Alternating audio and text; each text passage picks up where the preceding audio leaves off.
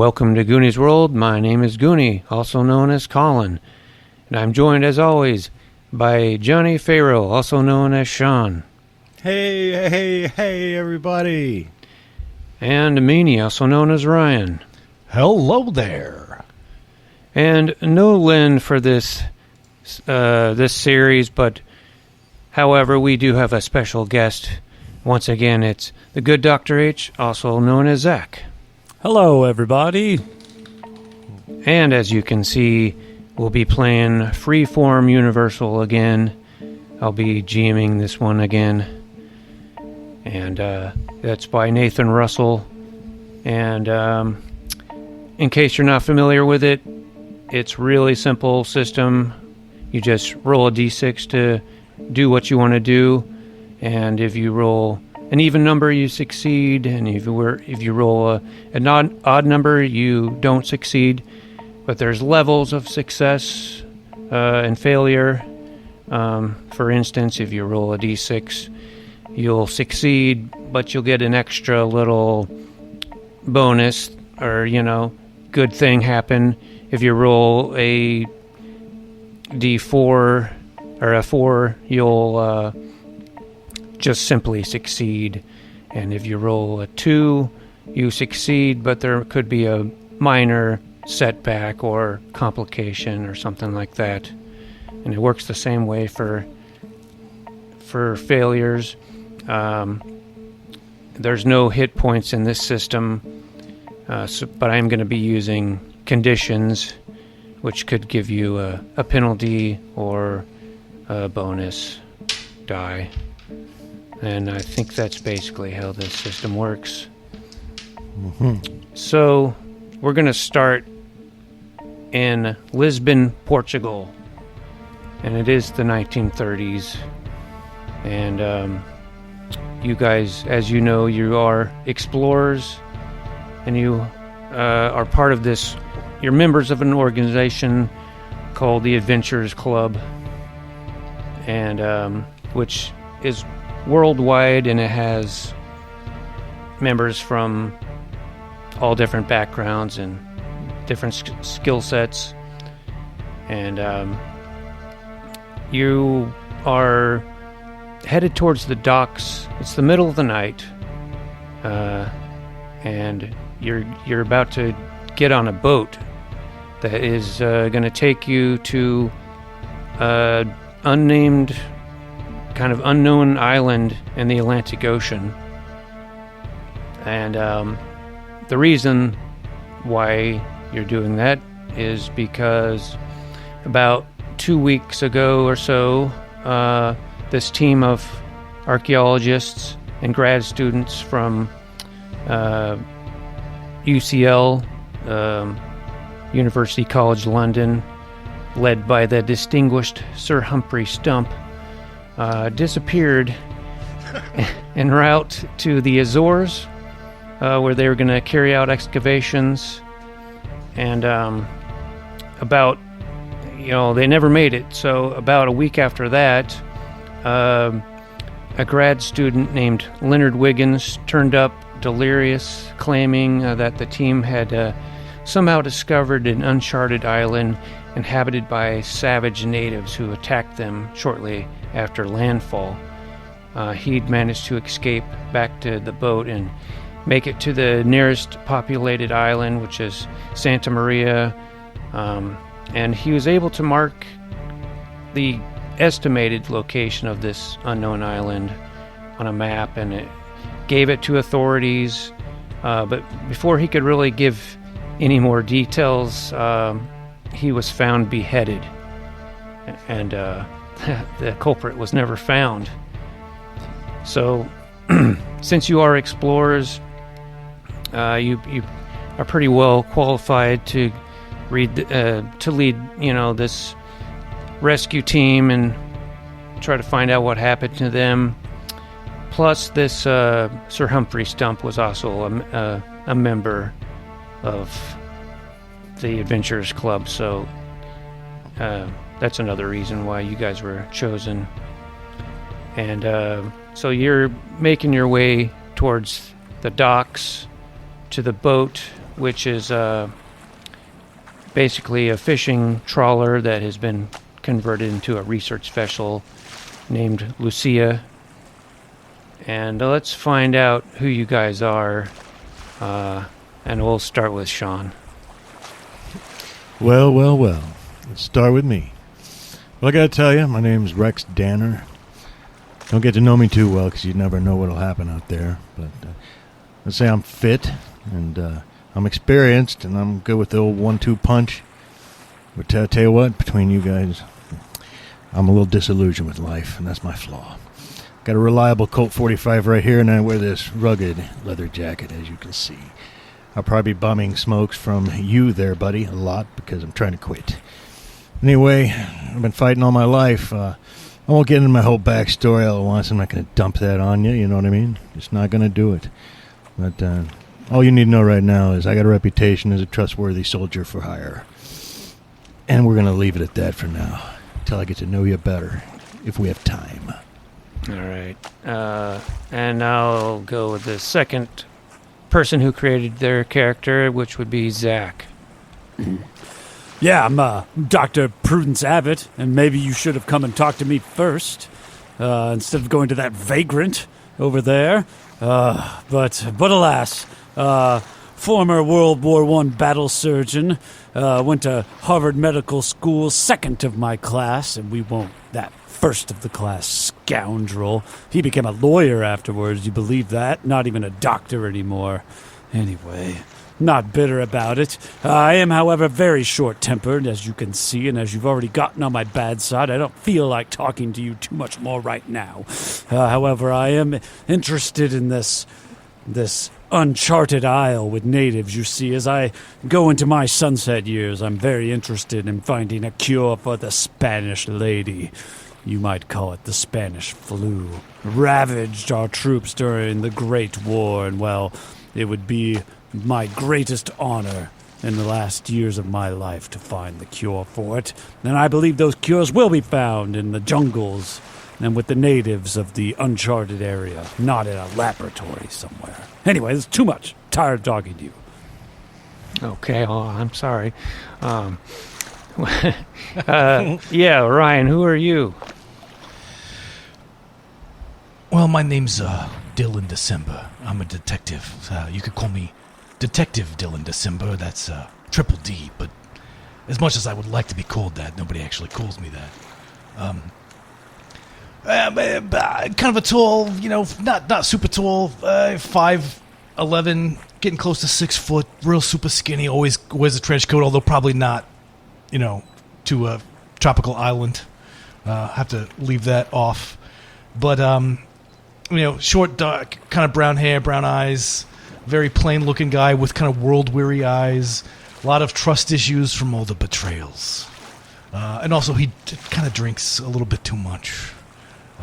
A little bit of a bourbon habit.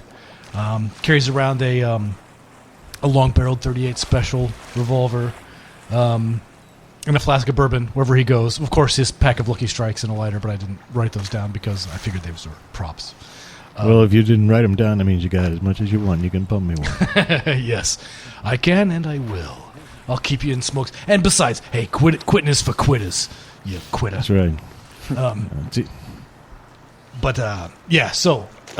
Anyway, he just, his main motivation is finding the truth. And so this disappearance of this professor is it's bothering him to the core, and he's got to go and figure this out. Get to the bottom of it.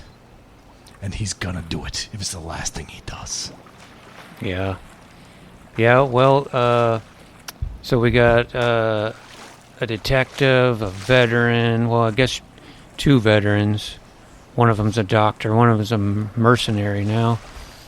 Yeah, technically, Dylan fought in the war too, but I didn't make part of his backstory. So I think we all fought in the Great War, but some of us kept on fighting. Okay, well, so you guys are now walking down this darkened dock to your boat, and suddenly, out of the shadows, you see 3 people step out and block your path, and they're wearing chainmail, and they're carrying swords and shields, and they've got full helms on, and over their chainmail is a red surcoat with yellow polka dots, and on their shields is an emblem of a white rose. And one of them says, "You are not permitted to visit the isle which you seek. Go home or die." Are these real weapons, real armor? My appraised, experienced eye. Yeah, they look totally real. What do you think, fellas? I think I don't have time to bother with this anachronistic nonsense, and they need to get out of our way before I make a problem out of it. You have been warned. Any step closer, and we will attack. Are these guys serious over here? I don't know. I think they are serious. I don't know what you think you're going to do with those rudimentary weapons against something like this. And he pats the German infantry rifle that he took as a trophy from the Great War on his back as a threat to let them know, please get out of the way before he has to act upon his short temper. It's a nice gun, Doc. Oh, we're gonna do this. And he rushes forward with his broadsword, and he doesn't like Dr. Prudence. I don't think many people like Dr. Prudence. I don't like him. So he's gonna attack. I mean, they're all gonna attack, but Zach will have to make a roll a d6 to kind of dodge this blow. Okay. And I don't want to be a hard ass, but you did put that you were old and weak. Oh, I am. Yeah. So Dr. Prudence Abbott is in his mid to late 50s, I would think, at this point, having been a combat medic during the Spanish-American War, and then obviously a battle surgeon in World War I. So he's a sunset of his life, to say. So he would definitely not be able to take much physical abuse.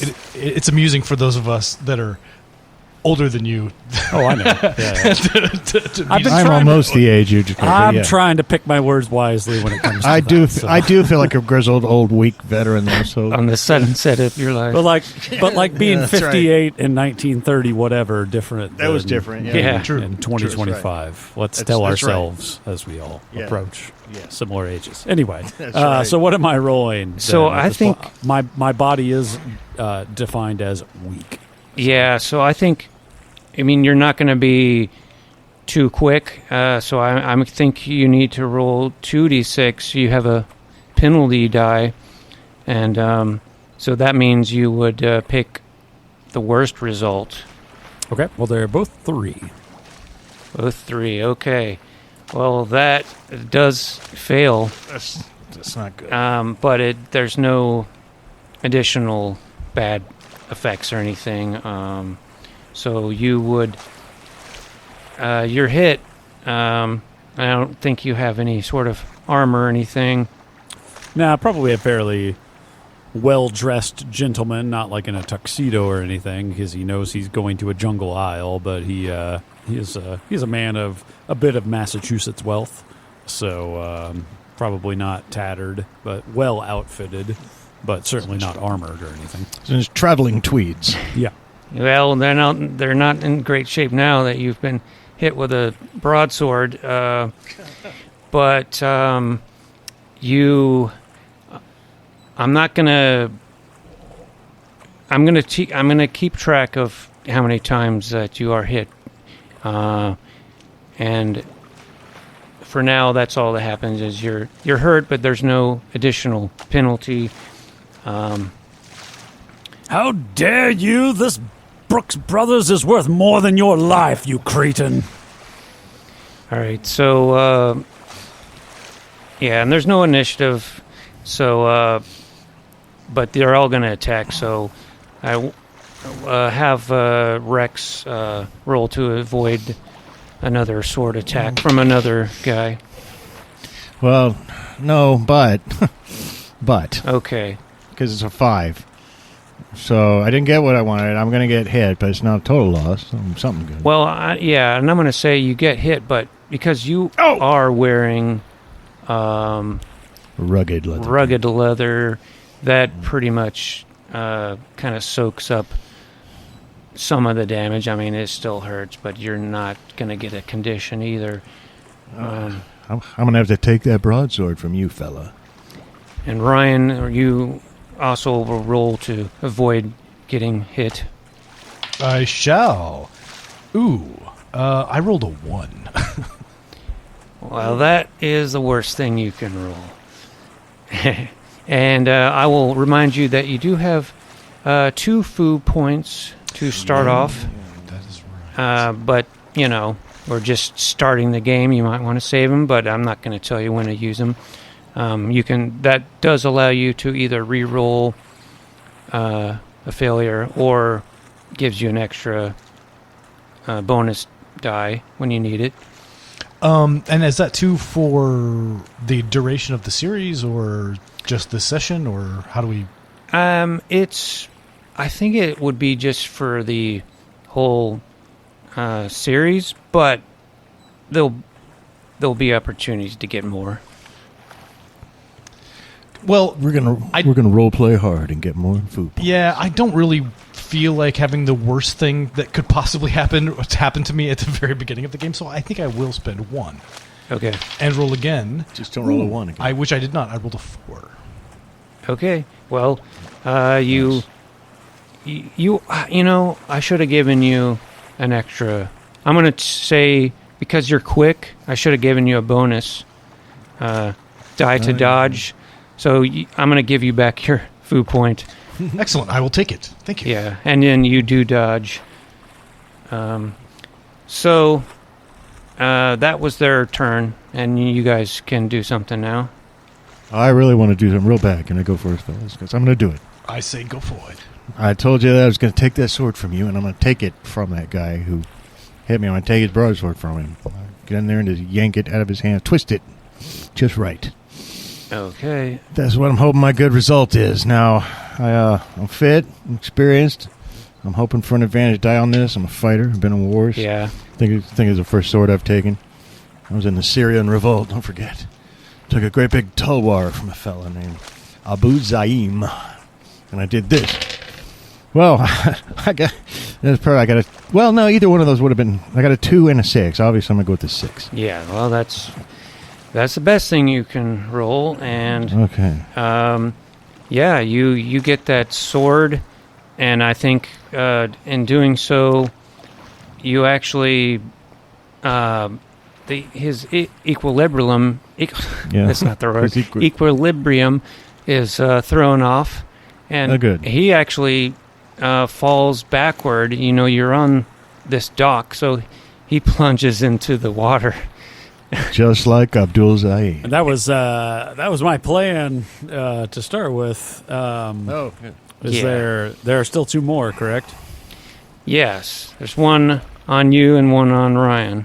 So, I did not mention this specifically as one of my pieces of gear, but I like the idea that Dr. Prudence Abbott has a cane that he doesn't necessarily need, so maybe it's more of a society status symbol as opposed to a walking assistance.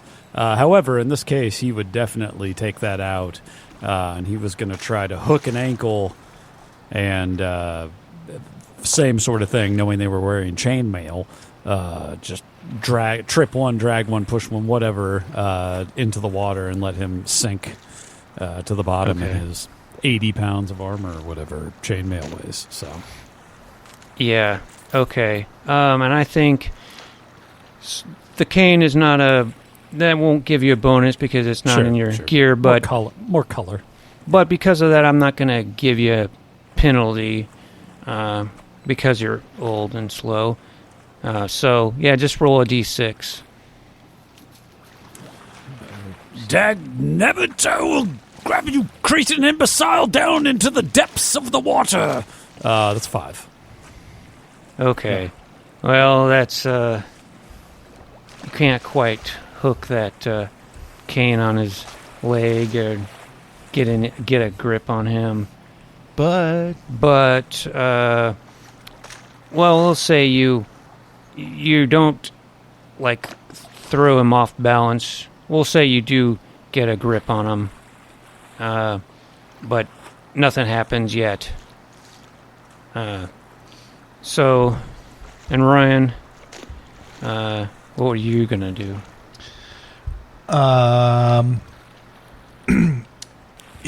Well, I'm going to say, I've been threatened by better men with sharper swords and worse attitudes. And then take a shot with my, I don't know, can I like just draw my gun and shoot at this guy who Sure. hit me with his sword, or tried to hit me with his sword? He failed because I... Yeah, and shit. You get a bonus if you're using your gear. Well, I get a bonus die? Yeah. Yeah.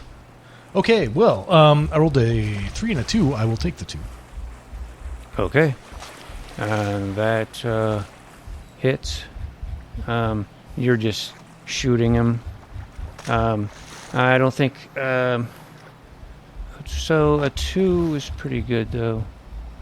Or no, that's... wait, I'm getting confused here. It's kind of... It's good, like, but... Yeah, it's good, but... I'm like... I like hit him or whatever maybe, but like slip and fall or something. I don't know. Yeah. You shoot him, but yeah.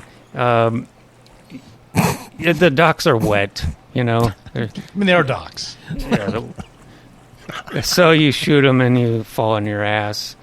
But you know, now he is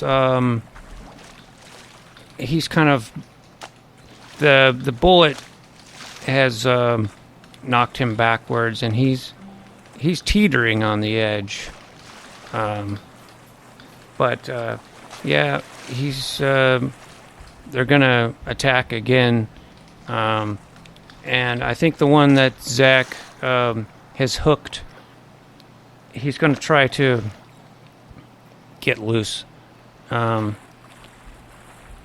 Well, actually, I don't actually roll anything, so you would just roll to try to do what you're going to do. He's kind of trying to get loose, but you can do something. He's got to cut foot loose. Cut foot loose. He's going to take off his, I rolled a 4. All right. A 4 is a complete success.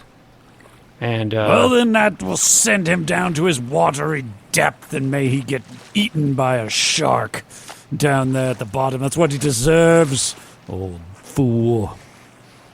Yeah. You swipe his legs out from under him, and he also splashes into the water.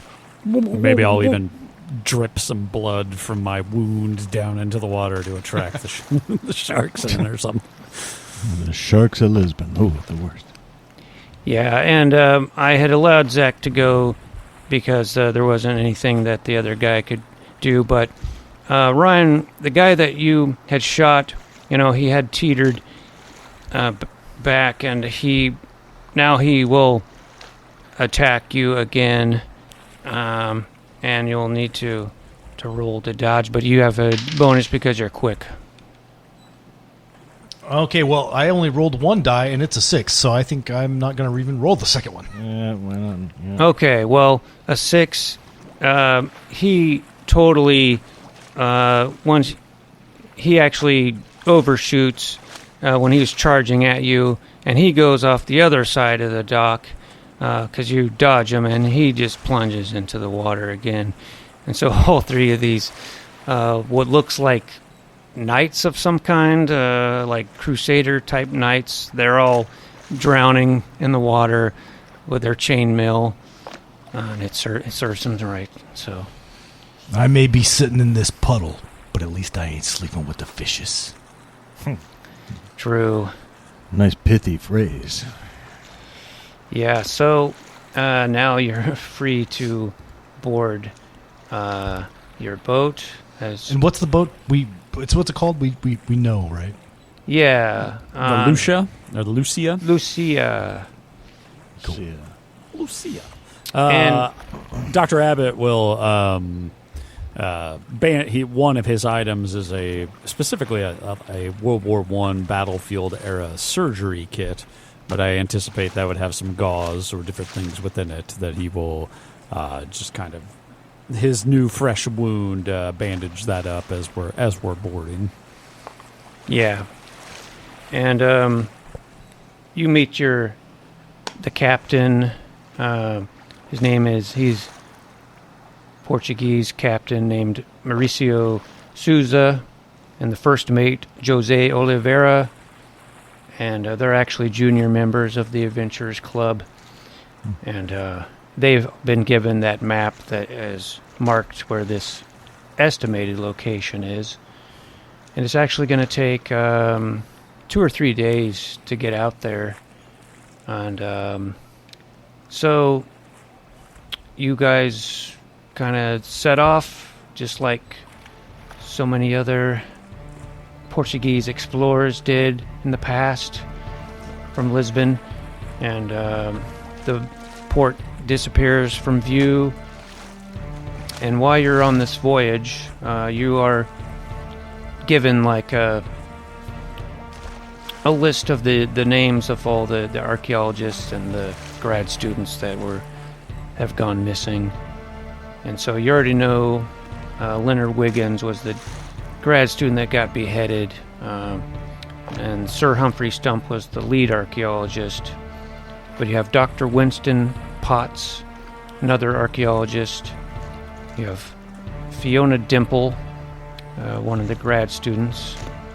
You have Dr. John Sausage, another archaeologist. You have Sir Mortimer Wanker, another archaeologist, and Sensing it. Yeah, I'm getting that impression. yeah, well, and then you have Dr. Amber Oleander, the final archaeologist. So really, you only have one grad student among them left. So 6 people altogether you're looking for, and you don't need to necessarily remember all those names, but your characters will, because you have the list. And so yeah, you guys are traveling for a few days, and then when you get to that area, it's bright and early in the day, and you don't see what you see actually is a very small little island. Like, you can see what's on it, the whole thing. It's just looks like a one of those cartoon depictions of a deserted island. Okay. You know, just like, well, except for this doesn't have any like palm trees. The only thing you can actually see on it is a single white rose. It just looks like maybe growing out of a small little mound of dirt or something. But there's just like the fellas had on their shields, right? Yeah. Yeah. Yeah, it's just a white rose on a small little island, but yet something about this island is drawing you to it. You don't see how this could be the island, but it's in the area. There's nothing else around here. And I don't know. Do you want to investigate this island? I would like to get that rose, gentlemen. I thought it was strange that those fellas attacked us at all, wearing what they were wearing. This rose is intriguing. I agree. We should take a look. And just to be clear, this whole island is barren. Kind of a beach, like a big beach island with one rose and a mound of dirt. Yeah, pretty much. I mean, there's some kind of grassy, there's some foliage or whatever. But vegetation. No, obviously palm trees. No palm trees, just that one rose. And if you want to get up and investigate, you'll have to take a little dinghy boat that they have on board. The captain says, we will stay here and wait for you. But I don't want to get too close. I don't want to scrape at the bottom, so we will stay back, and you will take the boat, and we will.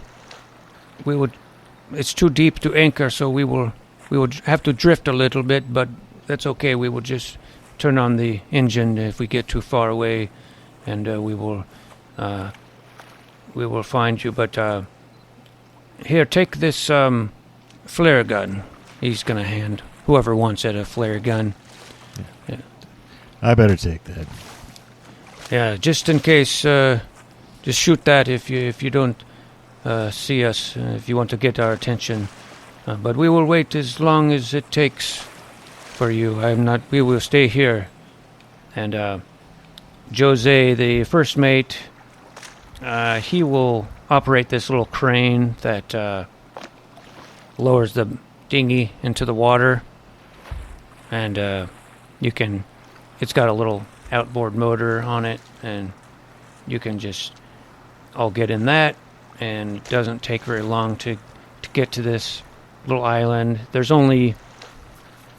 kind of rocky, so like there's only one area just right on the south, like right in front of you guys, the direction you're headed, where it's like level and flat enough to where you can get this boat up on the shore. So I'll assume that you do that and kind of beach it. And yeah, but ain't there supposed to be like cannibal natives around here or something? I don't see nothing but this rose. that was your understanding, is that they disappeared, and this is the island that they had found. This is where the location he marked, the grad student, but nothing here except for that rose. Well, maybe they travel in some kind of boats themselves, or maybe they're supernatural. Nah, I don't believe in none of that supernatural crap. What are you talking about? Yeah, actually, I don't really either. I kind of wish I did, but I don't, to be honest with you.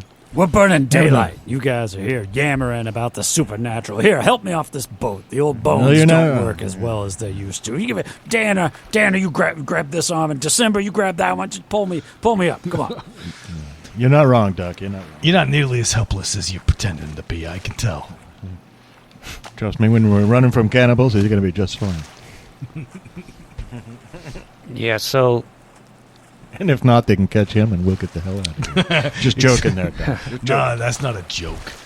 When the zombies are chasing you, you just got to trip the guy behind you, that's all. I may be slow, but I can run faster than the guy I put a bullet in. You always remember that now. You just can't get off a boat. Here we go. I'm getting too old for this shit. Just pull me out. How old is he? 40-something? 50-something? Late Mid to 50s. late. Okay. Yeah. Well, yeah, I'll assume that you're able to get off the boat, and but as soon as you all step foot on this island, you look around, and now it appears that you're on a much, much bigger island. What? Yeah, you don't know what the hell happened, but now you're on a island. You can't even see where it ends. You're on a much larger beach. Sandy shore with gently lapping azure waves. There's some scattered copses of palm trees around, and there's a bunch of the rotted remains of boats lying around here on the beach. And there's one small wooden rowboat that kind of looks intact. But other than that, there's nothing else here. Kind of directly in front of you, this beach gives way to a forest. It's pretty lush looking. Kind of a subtropical forest of glossy broadleaf trees.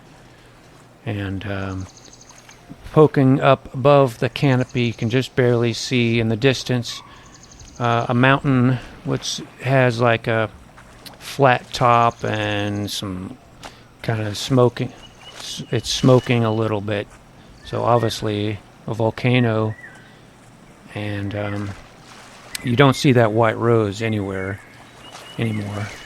The only thing you see is some footprints that in the sand that kind of leads off to the northwest into the forest, and that's about it. Do we still Well, see? we don't need to. Still see the boat? When you look back, you can still see the boat. That's a good question. Yeah, you still see the boat floating there. Our boat, I assume. Yes. Yeah. Okay. And the dinghy. So the dinghy is still there on the shore, and we can still see the big boat, the Yes. Lucia. Okay. Well, I'd say the obvious thing is to follow those footprints, unless I just find, that's just where Jesus was carrying some fella. Well, let me look at these. Look at these footprints. I know a thing or two about anatomy. Take a closer look down. Or is it they barefoot, boots, normal Actually, size? What? They look like shoe prints, but they're weirdly long. They're not wide. They're just kind of look like long shoe prints. In this We're chasing a clown here, guys. Can't you get the idea? So when you say long, I mean, do you, like, I'm trying to imagine, like, not like skis, obviously. No, just Ski. yeah, narrow and long, and there's kind of shaped like a shoe. That's a good 18-incher right And there. there's like more than one, but they're all kind of in a row. It looks like, like in a line. It's like single file and Hide their numbers. Sand people. Yeah. sand people. Yes. That's right.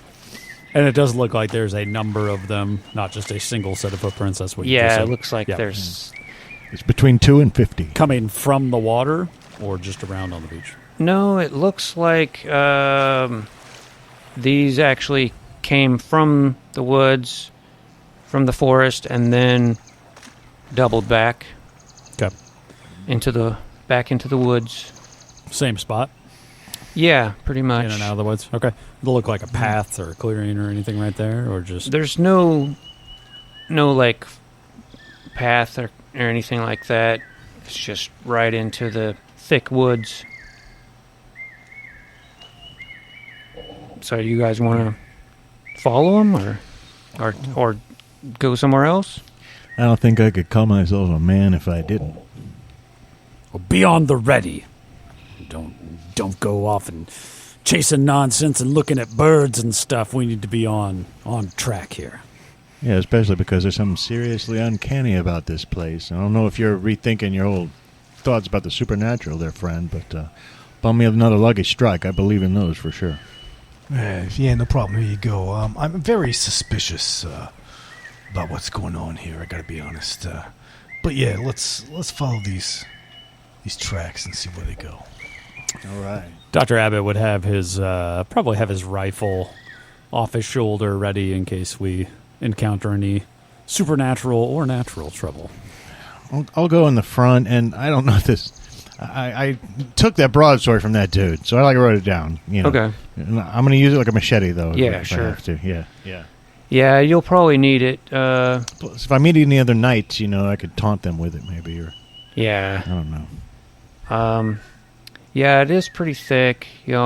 Actually looks less like the Amazon rainforest, but more like actually what you would picture like Hawaii looking like. So there are lots of flowers and all kinds of plants, but it's still pretty thick. And once you get into those woods, it's going to be harder to track. It's harder to see the footprints, and you'll all have to make rolls to see if you can follow them. Even though I'm sure you're sticking together, I just want to see what each of you rolls. Luckily, I'm with a professor and a detective. I can't claim any advantage on this. I mean, I don't think I can either. I was just looking to see, but I can't justify it. So. Yeah. And even though I couldn't justify it, though, I got look at that. I got a 6. Hey, hot shit! From sheer dumb luck. Sometimes it just takes sheer dumb luck, fellas. Well, you follow it, and you're in the lead, but I just want to see what each of you rolled. I got a 5, and even though I just told everybody not to get distracted by birds and stuff, you mentioned a lot of flowers and flora, and that's certainly within Dr. Avit's goal being here is to collect as natural medicines and things that he might be able to take back and help cure diseases with. So he was getting distracted by that and just failed by the slimmest of margins with that 5. Okay, yeah.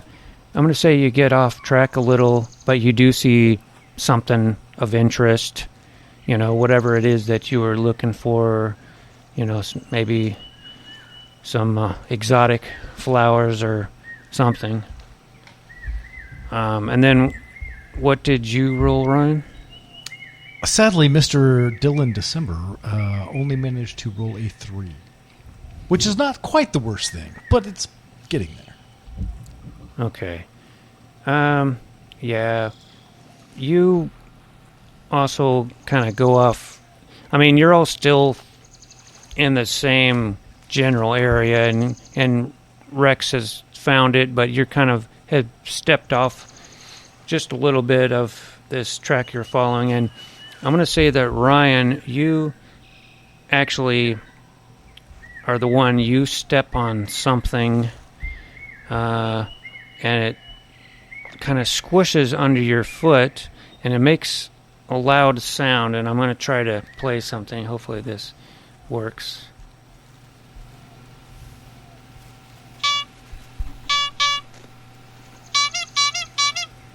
I don't know if you heard that. Yeah, I did, but and it's actually really loud, though. It echoes throughout the forest. I would probably just freeze, like if I thought someone stepped on a mine of some sort. Well, it didn't even sound like that's no mine. That's a fucking clown nose. What are you talking about? It sounds like a bicycle horn or something. Or a bicycle horn, yeah. I've seen some improvised mines you wouldn't believe, fella. Just telling you. Well, do you want Careful to investigate and see what you stepped on? Yeah. Go ahead and lift your foot up. Lift your foot up at your peril, man. Got a bicycle horn mine. Yeah, well, you see what does actually look like a bicycle horn, but it's like weird looking. It's got actually, it looks like it's made out of, like the horn part of it is made out of bone, and the bulb part of it is like, because it's a squeezy type horn, and the bulb is kind of fleshy looking, like tissue or flesh of some kind, like kind of semi-translucent. So we're looking for medieval clowns. Something crazy. And yeah, but you've found the tracks again, so you can follow Rex. And I assume we take that. You can if you want. Yeah, I agree. Okay. Yeah, you take it and keep following the tracks, and so you go for just another about a few minutes, really, before you start hearing some commotion, and then some twigs snapping, and sounds like people are rushing, and then all of a sudden, before you can even do anything, realize what's happening, like through the trees, these 3 natives pop out, and they're kind of just rushing without saying anything to attack you, and But you guessed it though. They look exactly like clowns. And there's one of them is actually like a lot bigger than the others. He's shirtless, but his skin is like white, and he's actually fucking jacked, and he's got like a red curly afro. And the other two, It's Carrot Top. he kind of looks like a cross between like Ronald McDonald and Brock Lesnar, the wrestler. And the other two are actually just like normal circus clowns. One of them's got purple hair, and one of them has, we'll say, rainbow hair. And I think since Rex was in the front, that I'm going to call that big one the alpha clown. He's going to attack you first. He's carrying a giant, I forgot to mention, he's carrying a giant, like, wooden mallet. And he's going to swing it at you. All right. I'm going to see if I can get out of the way. I rolled the worst thing possible. I rolled a 1. Okay. I didn't give myself. I'm gonna spend a foo point. Okay. Foo point. Don't want to get hit with that biggest thing. I rolled a 2. Okay, it's at least. Okay. Yeah, Well. Yeah. Success, but. Yeah. You managed to dodge it, but you fall over, and yeah. So, and then the other two. The purple-haired one will sick on Dylan. He's carrying a juggling club as a club, so he's gonna try to hit you at that, and you'll have an advantage to dodge. Oh, god damn it! I rolled a 1 again. Okay. Well, that's the worst thing you can roll, and you get clubbed upside the head. And because as you rolled a 1, I'm going to say you have a condition of being injured. So you'll have a penalty to do some things temporarily. And then the other one's going to swing at Dr. Prudence. And what is he attacking the good doctor with? Another club. Another club. A juggling club. Juggling club comes in a 4. Okay. So I guess that's my 4 to resist it or his 4 to attack. I don't know which. But No, it's just you evade it however you want to. I'd like to think that maybe to add to the fun nature of my friend getting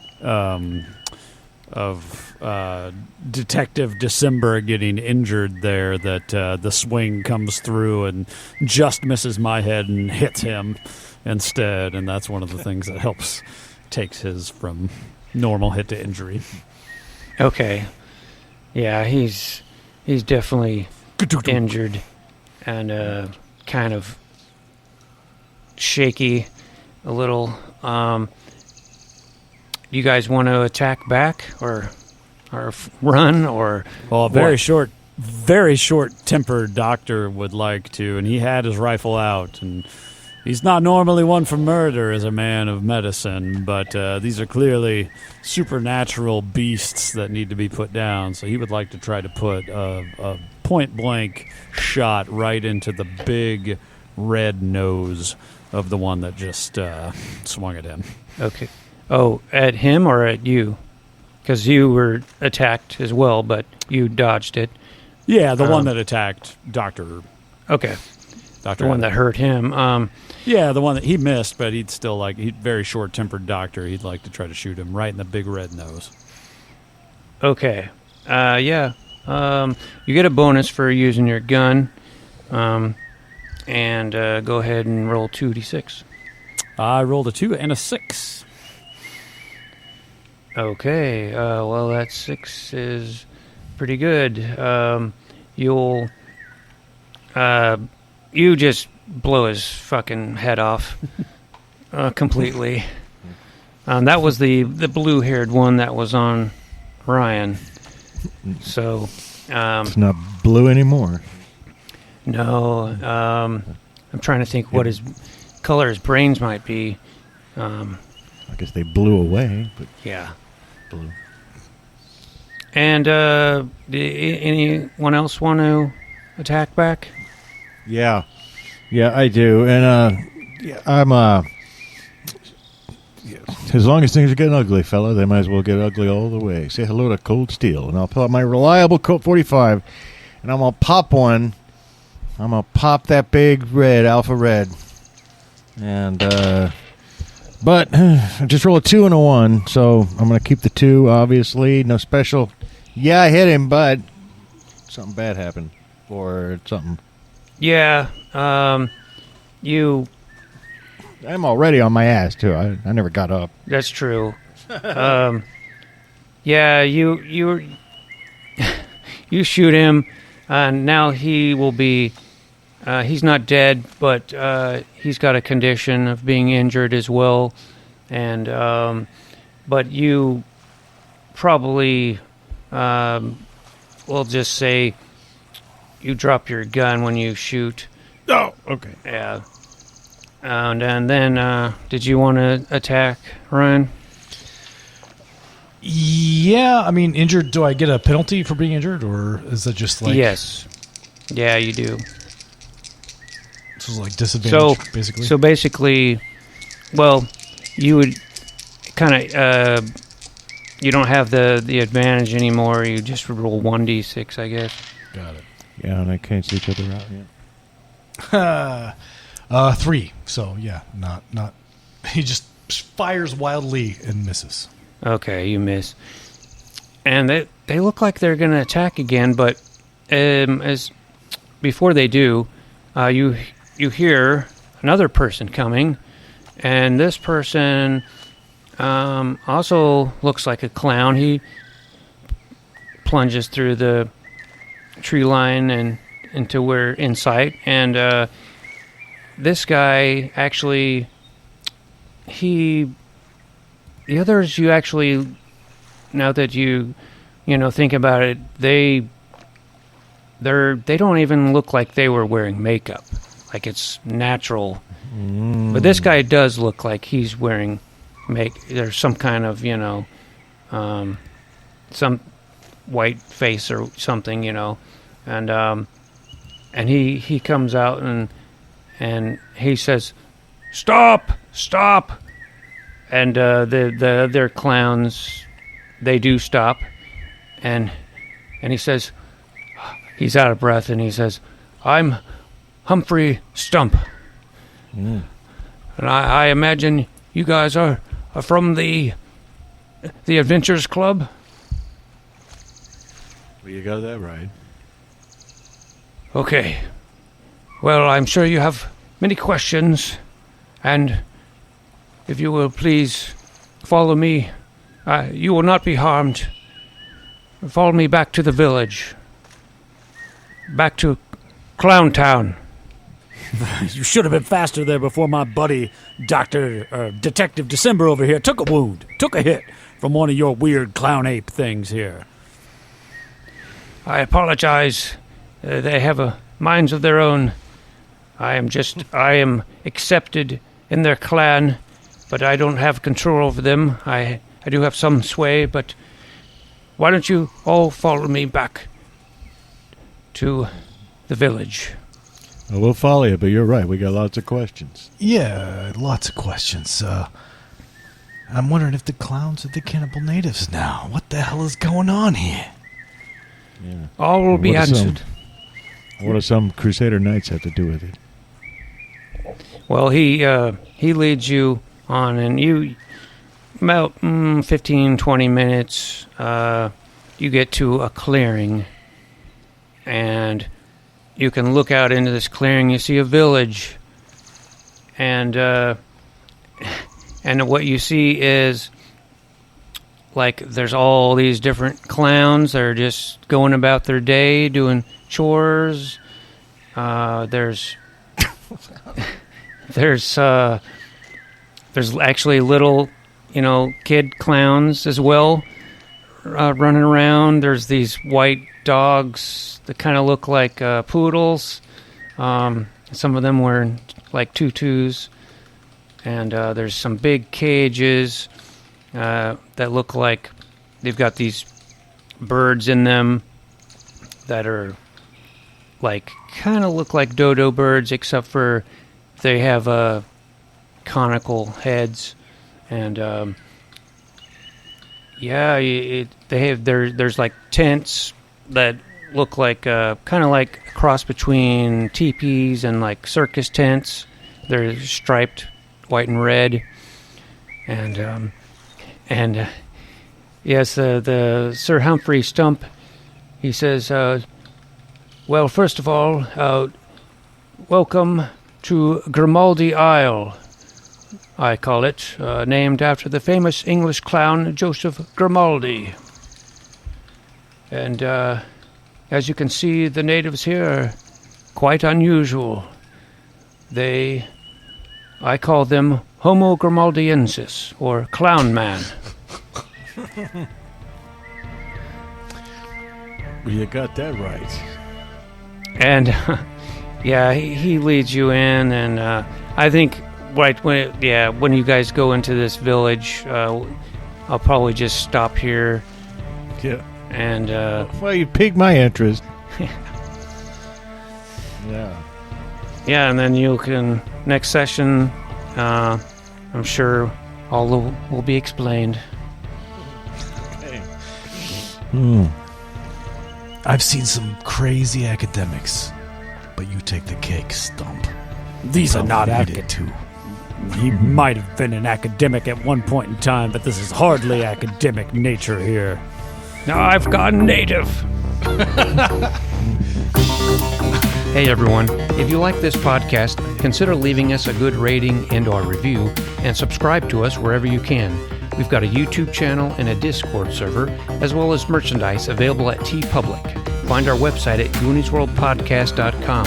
Email us at GooniesWorldPodcast@gmail.com. You can find all those links and more at Linktree/GooniesWorld. Thanks for listening.